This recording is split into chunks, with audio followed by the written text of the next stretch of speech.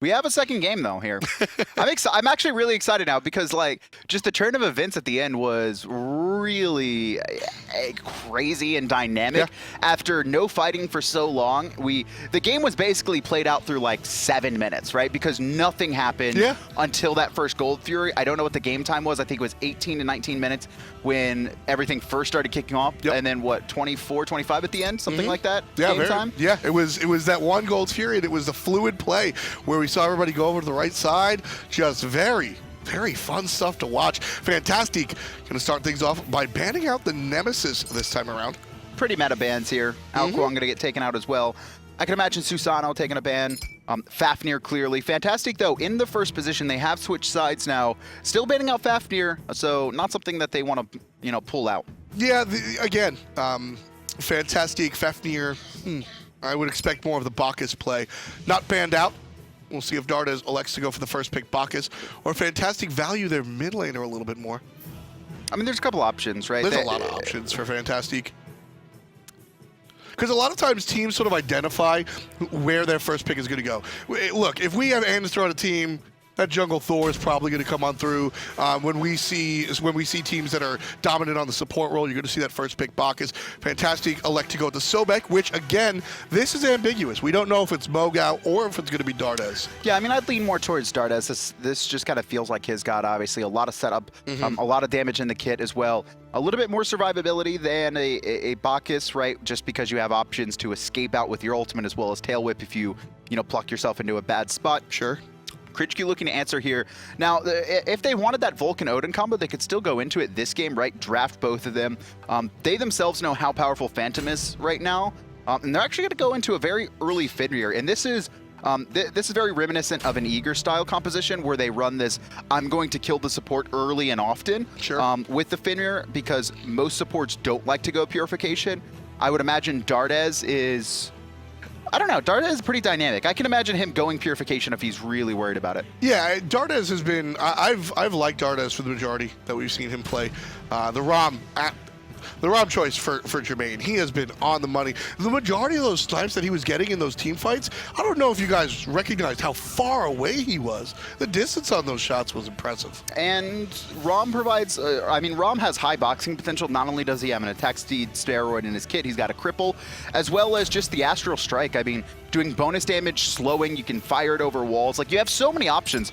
Rom is the only hunter where every single one of his abilities just enhances his basic attacks, outside of his ultimate as well, but you have those highlight snipe plays as well that Jermain was able to pull off there. Stolen Fire Giant and all. The honest choice for nulisa. She'll be able to be a little bit of a hard carry like we saw on the Zeus, but nulisa plays a very utility-oriented Janus. A lot of portals to help out her teammates as well, so expect some aggression on the side of Fantastique as they get their final 2 selections. Chronos actually being locked in here for Cringe Crew. This is the Shaggyshenk special, in my opinion. We saw a lot of this in the spring split. Very dominant. And I thought we would see more of it into the beginning of the fall split with the removal of Golden Bow, because that Chronos was kind of stripped away once Golden Bow kind of removed magical, hunters from most players' god pools. They weren't really viable. It was hard to make them work. But now finally going back to it, and I'm excited about this because I think Shaggyshenk has one of the highest carry potentials on this squad. I completely agree, and yeah, when it comes down to Shaggy, I always think Chronos and Transcendence. Give him a hunter with the Transcendence or the Chronos to go hard carry. Fantastique. Well, they trade out their Thor for a Ratatoskr. I think these characters are virtually the same. They're very similar. Obviously, the ultimate, which provides a knockup versus a stun, a close range stun on Ratatoskr that also heals you instead of just only a long range stun.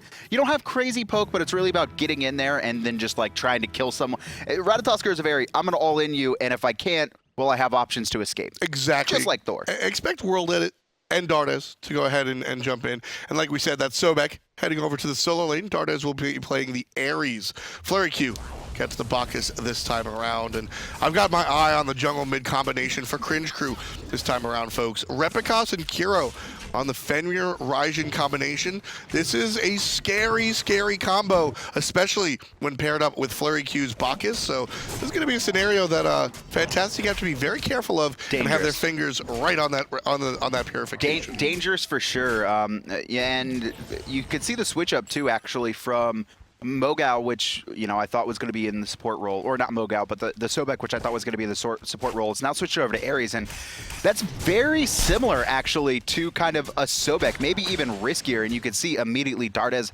has gone into the shell. I think he's a little bit worried about getting picked off as well. Yeah, I absolutely have to be concerned about that. And I like the Ares choice. It came out as one of the last selections here in the draft. It's going to stop a lot of what Repikas and FleuryQ and Zyrhoes have planned if, and this is a large if, Kevin, Dardez can sort of get there first. If the chains come out onto FleuryQ and Repi while they're trying to set something up, well, good for Fantastique.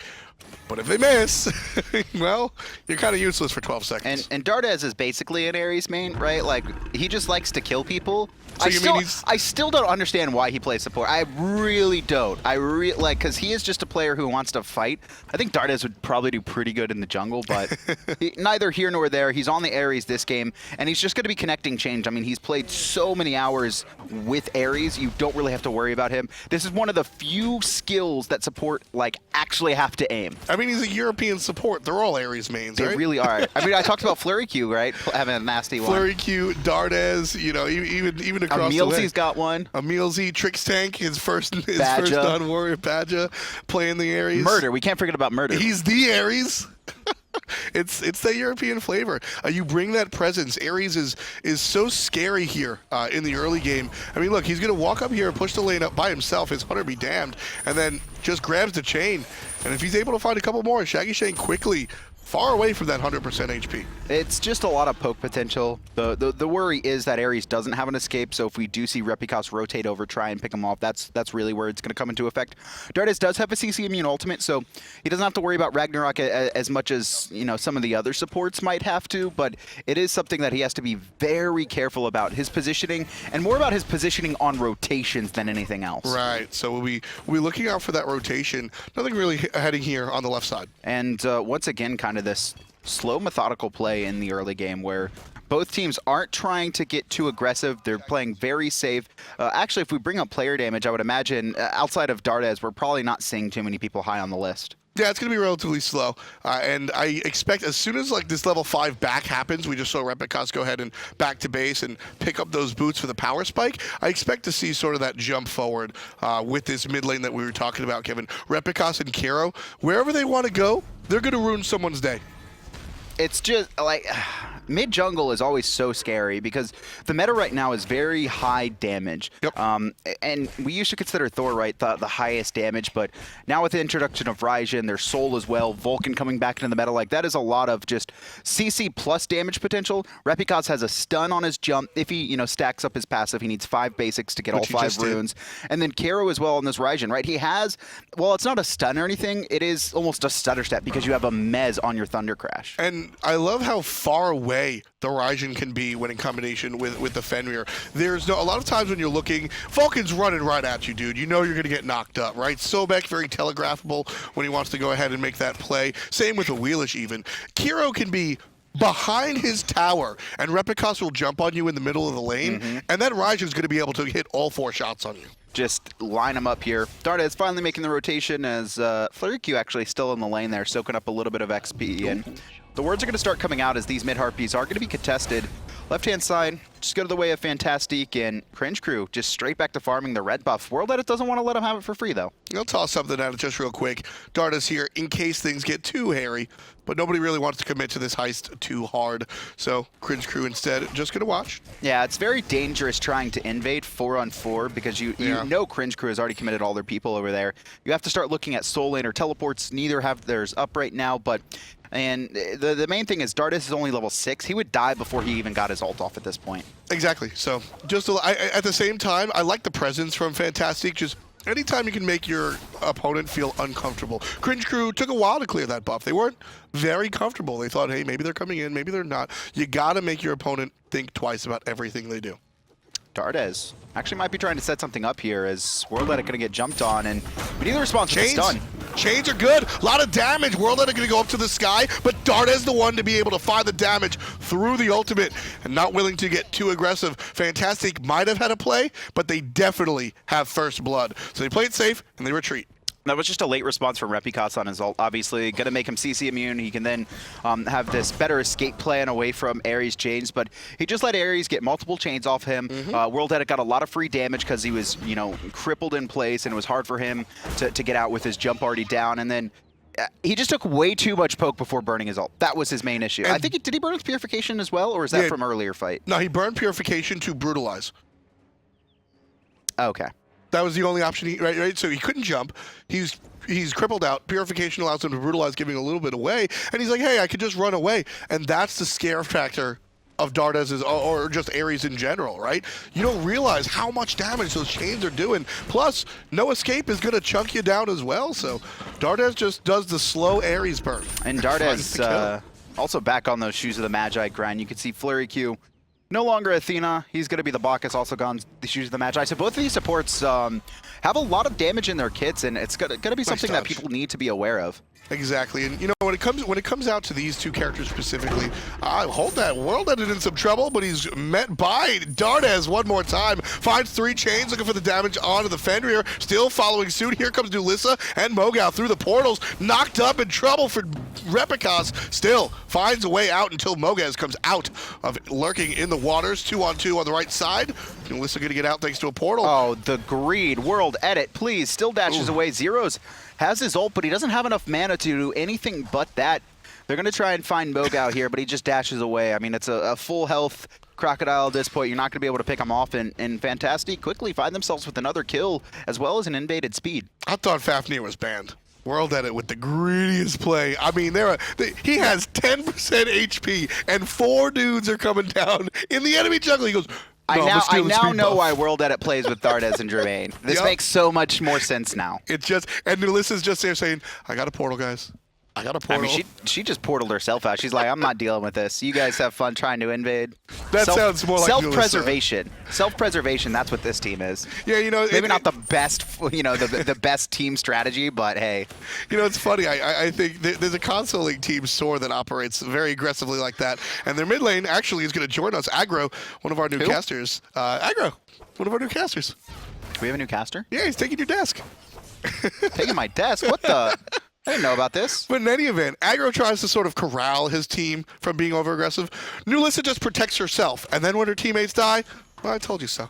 I think that's more her style. But in any event, Fantastique certainly making it work. They took the wind out of Cringe Crew's sails in game number 1 to yoink that one away with a hot steal by Jermain. And here in game number 2, well, they're the only team on the scoreboard at all. 2 kills to Cringe Crew's none, leading by about 1,000 gold, give or take. Trying to set something up at Gold Fury, I think. They got their counter wards there. You could see up about that 1K you were talking about, and just still playing it safe. They don't really want to force anything. And at this point, right, you can just keep going on Repikas if he's out of position.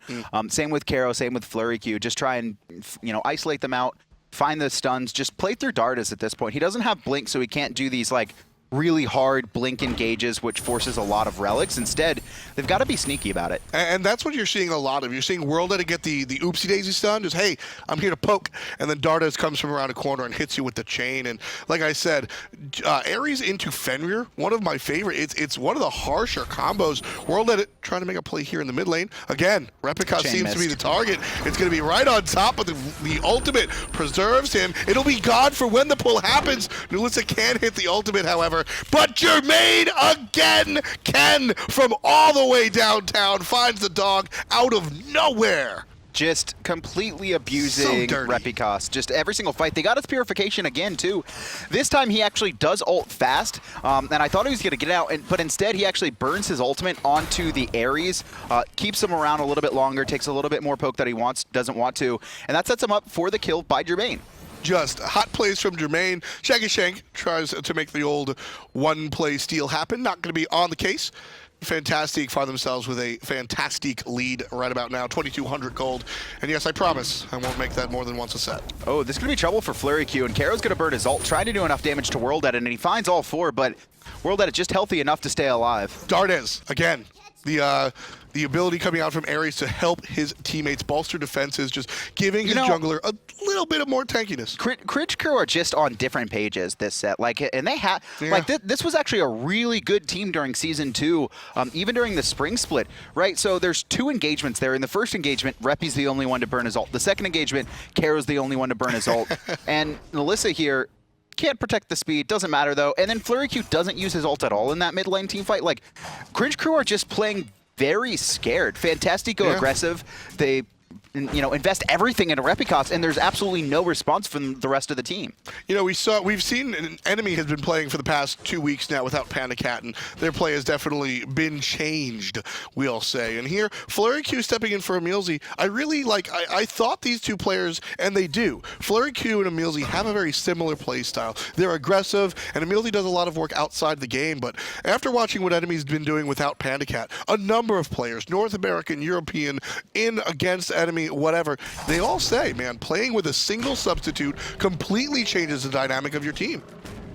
MoGoW here, just going to be laning up. And, I mean, Emilzy's also the shot caller, right? Exactly. That's the big thing for Cringe Crew, is that not only did you lose your support player who you kind of run through, but you also lost the person telling you when to do stuff, right? Like, guys, let's invade. Guys, let's play passive. Guys, let's do, X, Y, and Z. And this and Cringe Crew just haven't seen them do anything. I think the only thing we've seen them do between both games was Repikas invade that speed away from nulisa. Right, and for what it's worth, Repi and Zyrhoes are both guys that are going to make the calls, but sometimes it's just a little bit different with the team dynamic. Dardez is going to make a pull out of Zyrhoes, surrounded by 3, he gets stunned after the fact still.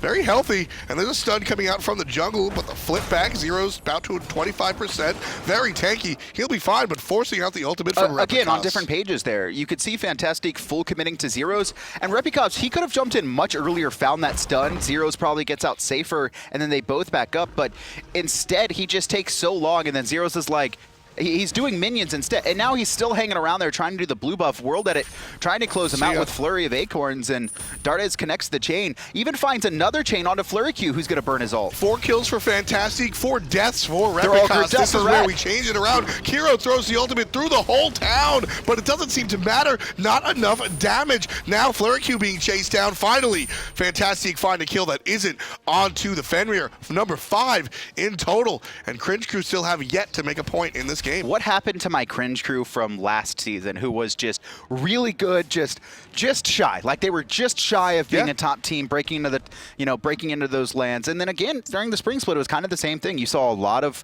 bright flashes from them, really solid play.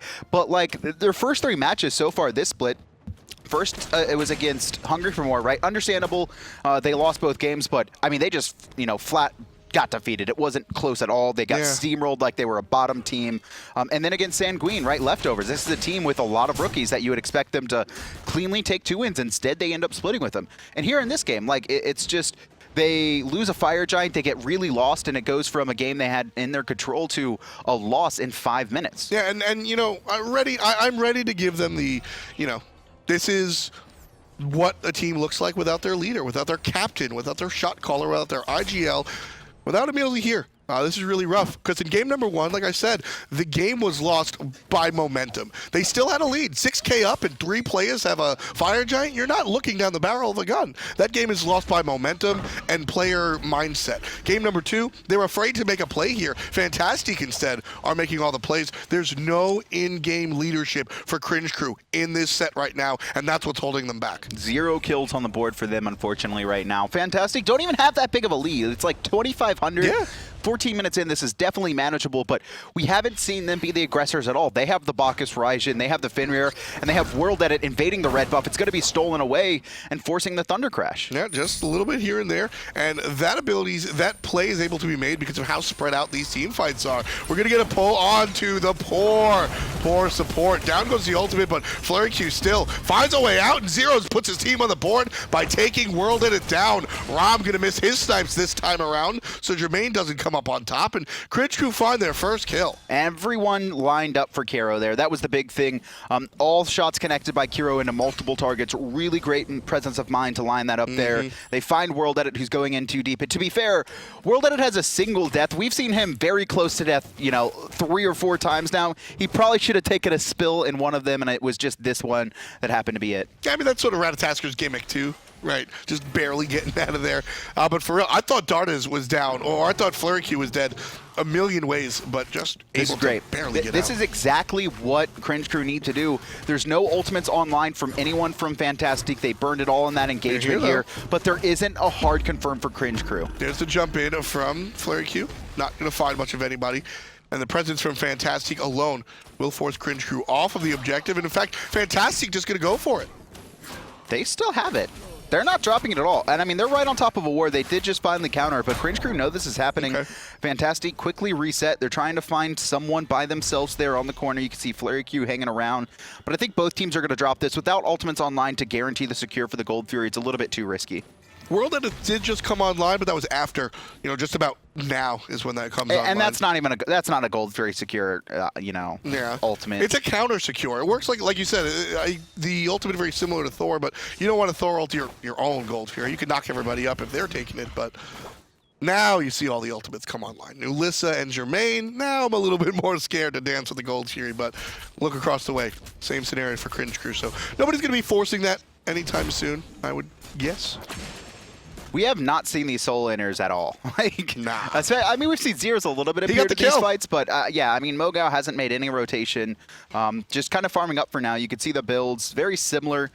Breastplate online for MoGoW. Actually, a first item Spirits roll for Zyrhoes, so just trying to get a little bit of that magical protection against the Sobek. Also, Sobek procs that passive so often, so a little bit easier to deal with in lane.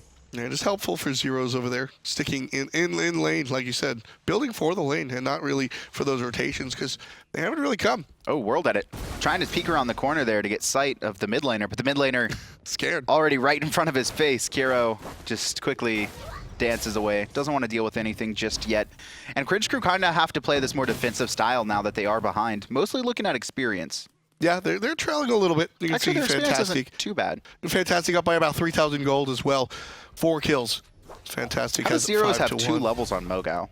What is happening over there? I mean, Zyrhoes got 1 kill and was able to sort of play around in the lane. 1 kill. Still, though.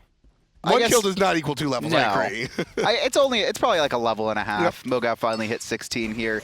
Jermain really pushed up, though, and you can see FleuryQ rotating in as well. Good ultimate from Jermain, just trying to buy time. They do have the ultimate from Nulisa on the way. Ooh, and there's going to be help, and that'll send Cringe Crew walking up the lane. I like how Nulisa just ults, comes through and backs, just saying, yep, I've got the portals. I'm going home now. Just protecting Jermain, welcome, making sure. Jermain. Like that. I mean, that's what Nulisa has to do at this point, right? Okay, so WorldEdit, Dardez, and Jermain are going to go all in, and I've got to keep them alive here as Gold Fury started up by Cringe Crew. And so Jermain gets help from Nulisa by way of the ultimate, and that is enough of a window for Cringe Crew to start. This is great. They burned 3 ultimates now. They are going to find Shaggyshenk, though. Why was he pushed up? Doesn't know that WorldEdit's in the sky. Gets picked off. Not where he wanted to be. The flop in place. And FleuryQ going to fall here eventually. 2 quick picks by Fantastique. And that. So Fantastique burn the Janus ultimate, and Cringe Crew think that's a big enough window to take the Gold Fury. Certainly not. Fantastique punish Cringe Crew for grouping up as well. Take out 2 players, and that is a big enough window to open up the Gold Fury. Fantastique take it a second time this game, finally bringing it down. You can see that lead just jump and jettison towards the ceiling. 4,800 gold for Fantastique above Cringe Crew. I like what Cringe Crew did there. They actually just fully committed to the right-hand side. Zyrhoes tries to get the tower, invades the blue. The issue is they didn't even get the tower. They kind of just backed off of it. A little bit scared that Fantastique would kind of rotate over to that right-hand side. They'd be caught off guard with a man down. But now that they've spent so long over there, didn't get anything off of it, it's going to be that free tier 1, almost a tier 2, but a couple members present in the mid lane does scare off Fantastique from trying to get too greedy. And Cringe Crew going to deal with Zyrhoes a little bit. Zyrhoes really just biding time. He wants to control these players until his team shows up. Repikas right up there with the ultimate, trying to find one. Can't figure out the target, and instead chases WorldEdit. But the Rat's got his own ultimate in tow, so he'll be safe and sound. That timing. Pretty sure that ult just came up for WorldEdit. It just came up. Like, He's like, 1 second, 1 second, 1 second. Don't stop me, don't stop me, don't stop me. Ult, okay, I'm safe. That's where you're sitting there wishing for old beads. You're just wishing for the 30 seconds. But because of that, right, they were able to force out the members of Fantastique back into the base, took the ultimate away from WorldEdit as well, which means Fantastique didn't really have the players to defend their own mid-tier 1 tower. It's going to take a spill right-hand side. Zyrhoes is able to split push as well. So Cringe Crew getting a little bit to answer back with. Yeah, it's about 1,000 gold. 500 gold for each tower right there, but still 4,200. A very nice lead for Fantastique. And here in week number 2, I think we're starting to get a chance to see the real identity of this squad, Kevin. Fantastique seem to be a very aggressive-minded team that certainly want to be making these aggressive plays. Yeah, it just seems like their metagame is a little bit weak. They don't exactly know the timings of when to do stuff, why to do stuff, where to do stuff at, right? Sure. They'll pick these compositions that are great, but they haven't really fully utilized them. We see them get leads, but they still play a little bit too passively, I think, where they're not exactly sure what the right play is, right? Where they should be aggressive. They kind of just react off Cringe Crew, right? If someone's out of position, they'll try and kill them. But they won't ever try and force someone out of position. They won't ever try and bait someone into a bad fight off of an invade. They just kind of they kind of just walk around the map, grouped up and go, hey, there's that one person. He doesn't have any support. Let's kill him. And I think that's something that we'll see as the team matures and goes forward. Maybe an adaptation to start pushing the players in that spot. Dardez gets the hot blink, and that's the play that we're talking about. Now, Fantastique trying to make things happen, strip a whole bunch of ultimates off as well as purification. You can see Kero saves his ult, but uses the purification.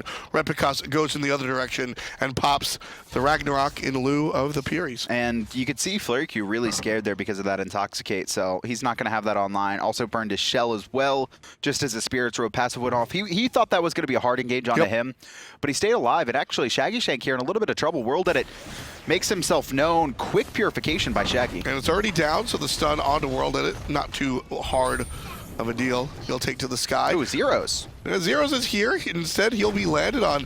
WorldEdit wanted to play aggressive, instead playing defensive, knowing that Zyrhoes is wrapped around the corner, wanted to see who else is coming. But nulisa going to be able to portal herself out of trouble. MoGoW finds an exit by way of charge prey. You can see Repikas pushing up in the jungle as well. Might be able to find WorldEdit, but it's going to be a full commit onto Dardez. Actually, the target prioritization, switching over to Jermain, they're able to burn his purification.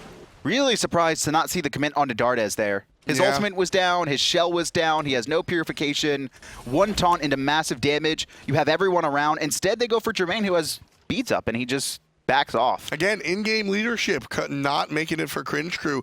Repikas and Zyrhoes perfectly capable of it, but certainly it's Emilzi's job here on Cringe Crew. We've heard that a number of times, so... It is one of those things where you don't want to risk dumping everything into a support, but I mean that was probably Cringe Crew's best opportunity because of that play. A nice blink Sobek pull. Kero in a lot of trouble. And here comes WorldEdit from the other side. Sanctuary down. nulisa's going to find one, but WorldEdit takes out Kero. The damage has been dealt, and everybody on Cringe Crew in some trouble. Jermain just piling these shots directly to the opposition, makes the harsh turn, and MoGoW able to take out Zyrhoes for the final kill. Repikas chasing down the enemy very deep, going to find one and hold him in place, and MoGoW goes down to the hand of Shaggyshenk, but the tier 1 tower still being aggressed on by Jermain pretty much by himself, daring Cringe Crew to jump on him. Yeah, most of the team has already left. Actually, a blinking by Dardez going to find Shaggy as well. Sanctuary is good. Buys him some time. Repikas around here as well, but the crit coming out from Jermain, good enough to secure the kill. Dardez finds the 10th for Fantastique, opens up the opportunity for this tier 2 push. And that right there is the identity of Fantastique. Blink, pluck, all right, the fight's over. Blink, pull, that's really what you're looking at. Just commitment on top of commitment. Fantastique not afraid to take these fights, now sitting up 6,000 gold. Are they still going for that? Letting it stop. They got to go for the tower at this point. Actually, Jermain almost with the lazy back, and Fantastique probably stayed a little bit too long. Oh, the Raijin actually procs across multiple targets. Jermain puts nulisa in danger. She does manage to get through the wall in time. Tier 2 falls eventually, and WorldEdit has just been split pushing on the right-hand side. No fear from him. And that, again, that's something that I think Fantastique have started to show players, that they're not really gonna quit. I think we saw maybe 3 opportunities to disengage there from Fantastique. One before Tier 1, one before Tier 2, and one before that fight after the fact, but still sticking to it. And WorldEdit split push actually forces all of Cringe Crew to the right-hand side. They want to deal with it and make sure their buffs don't get stolen, which means an absolutely free, uncontested Gold Fury for Fantastique. They were 7,700 lead, now pushing 10,000, just a little bit shy there, 500 short, but I mean, this is a really big lead for 24 minutes. 10K. Look at that. Ram's going to back and just finish up DB. He had 26 gold in hand, 2,600 rather, so able to buy that big crit item, Deathbringer. Certainly going to start swinging. Last item going to be Malice as well, and that's what his crits are going to be hitting for 800 plus on those squishy targets. And he doesn't miss often. He doesn't miss often. No, Jermain. I mean, the hunter pool is probably the closest, right? Yeah. I say a lot. I talk a lot about the North American hunter pool, but the EU hunter pool is really solid as well. Suntouch doing a lot more than I think at least I had originally expected. Well, here, Zyrhoes, put F in chat. Although the rotation from Cringe Crew might turn that one around. FleuryQ going to jump on in. Dardez doesn't get a pull, but gets a lot for it. Ultimate down to Zyrhoes specifically. Zyrhoes still chased out of the fight, can't do it. And now FleuryQ is the one that's going to fall. Dardez gets another kill. Nulisa instead just going to teleport the whole team. Shoots and ladder style. Here we are on the right-hand side looking for the Tier 2. Just have them completely pinched. Cringe Crew have no idea how to respond. Thunder Crash over the wall, but Shaggyshenk is going to be left. He's the only one without a leap. He's going to take a spill. Repikas, the other player with a jump, actually hangs around for a while, and Dardez. Ooh, I almost thought Dardez is the player who would chase into a Phoenix for a kill. I mean, Dardez is playing solo lane Ares right now. 5, 0, and 7. Witchblade Voidstone just pushing players out. Kero trying to do what he can, but Fantastique are just avoiding all of the shots. Repikas on the left side not getting anything done. Jermain making sure of that, and MoGoW putting down Zyrhoes. This relic use is absolutely beautiful. You see mistakes across the board from even top teams, but right now, Fantastique are playing so perfectly. Kero does take out WorldEdit there, but almost all of Cringe Crew's ultimates were negated by the use of Sanctuary and Purification there. Just really well timed across the board from their squad. The whole push forward, Fantastique do get the Phoenix, and they do get a ton of kills as well. You see Shaggyshenk and Zyrhoes still have yet to respawn. WorldEdit takes the spill, but hey, I will trade my jungle for 2 kills plus a Phoenix any day of the week. Fantastique with the Baker's dozen right here. 10 over Cringe Crew, and they're leading by over 10,000 gold as well. And now these big items are coming through. You can see with the 12,000 gold lead, the Deathbringer picked up for Jermain. He's going to be working on Malice as well for his last item. Dardez, very tanky, just picked up a Witchblade. That's going to be a lot of annoyance for Shaggyshenk. A little bit of trouble for Repikas as well if he wants to basic attack. The Rod of Tahuti's finished now for nulisa. Like, this is a really good timing for not Fnatic, Fantastique. Why they do this to me, man? This is what they like to do. I mean, this team, what I like about Fantastique is they also like to have fun while playing, and this is a game they're having fun, Kevin. They're certainly having their fun on this one. Fire Giant now going to be the target of their ire, looking to bait it. And Nulisa with that ult, we've seen that she's not afraid to use it just for that mobility, cutting players off. We could see a hard engage from Fantastique if they get the ward vision and just, kind of want to full commit over that speed buff wall. Yeah, that ultimate on the right side for the Tier 2, that was as hot as they come, just cutting out the entire map, able to meet up with the enemy. And then, like you said, Cringe Crew just didn't know how to respond to the pinch. They had no idea. And so they fall down and ultimately lose a Phoenix. Now the commit onto the Fire Giant, and WorldEdit and MoGoW doing just by themselves. Over the fence comes Repikas, and very low with the Fire Giant. He might be able to take it, and he Fantastique defends against Cringe Crew's attempted steal. Just barely in the sky, WorldEdit, and here comes Nulisa's ultimate. Bang! Kero almost decimated by one shot. He is going to get chased down. WorldEdit comes up with the kill. The chain's onto Shaggy as well. Chained down. Zyrhoes left by himself as the rest of his team has either retreated to the fountain or fallen. Jermain cleans up in the back line. Zyrhoes manages over the wall, but come back, son! The stun from the Mantle of Discord slows down his death for half a second, but Fantastique, they're going to find this 2-0. Absolutely. I mean, Cringe Crew, Repikas, fantastic jungler. Can't defend 1v5 versus the Fire Giant, and a ton of gold as well. Fantastique make the hot highlight reel plays, and they bring it home, and they're going to take the entire set 2-zip above Cringe Crew.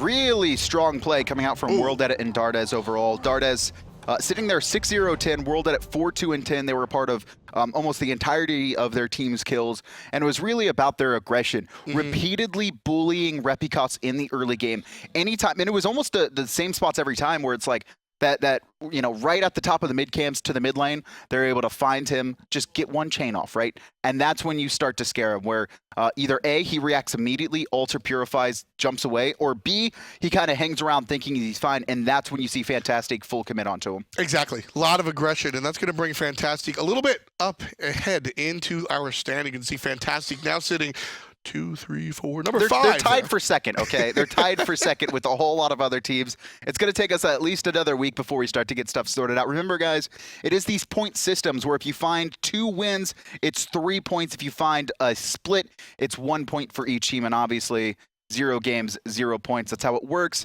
That's how we're going to be doing seeding as well for the LAN stages. Every single one of these teams is coming to LAN. Exactly. And so Fantastique winds up with the 3-pointer. They take out 2 games to none against their opposition, so they'll find 3 more points in there. And that'll tie them for second, you said? They're already tied for second. There you go. With like 800 teams. Yeah, they're all at 4 points everybody's right tied now. for second, and they're all just looking up at hunger for more. So rough stuff coming out for them. But a great game played by Fantastique. Yeah, Dardez as Ares was really nasty. Obviously, we saw him hit the chain so often. This is a god that he's played at a very high level for a very long time. And like I said, this is like the only skill shot you need to hit on almost every single support god, and he hits them every single time. And we saw so many pulls also here where Dardez, it doesn't happen in this one, where Dardez just gets the ultimate from Zyrhoes and then pulls him back in. Look at that, the 180 chain as well. That's right there. That's the shoots the ladder play that I was talking about. Just cuts off the entirety of the map, gets a little bit lucky with the secondary portal. And just look at this zone. Cringe Crew just gets sandwiched. And they just start pinching in here. He's looking for the target. He's going to go on Repikas. He misses, but he does force the ult and actually kind of baits Repikas to hanging around here. Repikas, I believe, does make it out of this one. Also, something we don't really talk about a lot, but is very important to highlight is the matchup of Ares into Bacchus. Also, Bacchus finds knockups. Flames immune to knockup. So we see a lot of that searing flesh come out from Dardez, just the reaction time to get it the second he hears the belly flop. I mean, the whole thing is initiate with the jump, and if you can't jump, well, oh well. Same thing happens to Repikas as well. But on the flip side, Ratatoskr certainly had no problems, and neither did WorldEdit. We've got him on the line as well. Congratulations on your 2 wins, WorldEdit. How you doing, buddy? Did pretty good, man. Let's go. Were you a little bit surprised for the 2 over Cringe Crew? Nah, we kinda expected it, but like after the first game, we kinda didn't really expect it because like we kinda got so lucky the first game. It was so bad for us. And yeah, that's what I wanted to talk to you about. Game number 1, it really just seems like you guys won off of that in, you know, good feelings. You guys were trailing for the majority of it, and then you steal Fire Giant, and then very quickly, almost in a jiffy, you guys wind up winning the game. Talk to me about that moment. Yeah, that was it. Like the whole, like, it was kind of our picks and bans, right? So like, obviously they picked Vulcan first, I think, or maybe yeah. They did. So, and we were like, all right, let's get Bacchus at Odin, easy. We win the game. And they picked Awilix, so that kind of stopped like every form of aggression we could have had. So like, we can't really go in with Awilix because we don't know if Dardez flops in, he might just die from their whole combo. So we kind of couldn't really do anything, or we didn't really know if we could do anything. Like we haven't played against Awilix enough in scrims or whatever. All right, So, yeah. I have a question for you, right? Yeah. If you guys were so worried about Dardez possibly jumping in and dying, why did he go Dynasty played Helm and Sunder? That's my only question. I'm just wondering. I'm not going to argue because Dardez, you know, he does his own thing, but what was the thought? Do you know the thought process behind that? Well, did you even know that Dardez went Sunder in game 1 and Dynasty played Helm? The thought process behind Dardez doing anything is literally just, it's Dardez. Like. Okay, gotcha. So obviously game 1 is literally, the only reason we won that game is because Jermain is insane. Like, yeah, that FG steal was the best thing I've ever seen in my life on Smite. It was really good. But I was watching it like, he's gonna die, and then he got the FG. I was like, how did he do that? Like, I don't even know. So your next opponent is Dignitas. Do you have any expectations for them? Expectations? I mean, we expect them to pick Freya. and we expect them to lose the game. So I don't know. All right. Wonderfully said, man. You're having a ball. Any shout outs you want to give before I let you go, man? Shout out to Jermain for that FG steal, like it literally won us the game. Shout out to Smiggin Discord, and Limo, and Ashley. That's it. Who's Ashley? My friend. Oh, okay. He's a guy. Fantastic. So. Well, good for you, man. Congratulations again on your wins. Hope to talk to you again.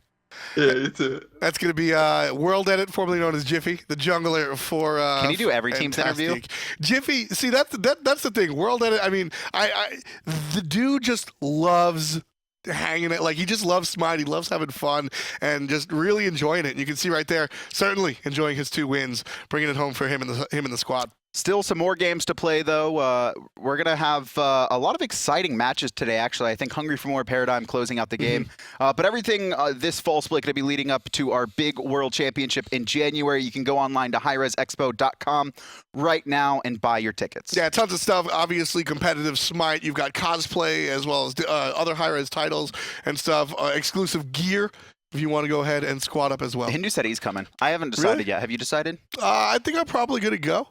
I guess I gotta go now. I'm just like, Yeah. I'm kind of like, Can't be the bought only in. one All not my going. friends are coming. All right, I guess I'll come. It's going to be the same scenario as well. You can see the fancy skin that Dardez was using, the man holding the corn dog or whatever. You can have that skin as well as part of a promo we've got going on. Summer, usually there's text on the screen that I read, but instead we've just got Fat Bacchus. Go ahead and play the game, and everybody will tell you how to obtain this skin. There's 3 quests for it, guys. You got to go in game. I think the first one is you got to play 3 matches. The next one you got to get 50 worshippers. It is very easy to get this skin, and I think this picture alone sells it enough. Just the belly and the very undescriptive food in the aisles. It's You see that too, like the lightning bolt, like. It's one of our favorite Smite skins. flakes. The other day, Stu actually brought in corn dogs and PBRs to the people that were working late. So What? everybody's loving this skin. When was this? It was on Twitter. Stu I didn't get any corn dogs in PBR. Well, you gotta be on time for the party. You gotta make it a hi-rez expo, Yes. and you gotta stick around for the next match. We'll be right back with some more Smite in just a few.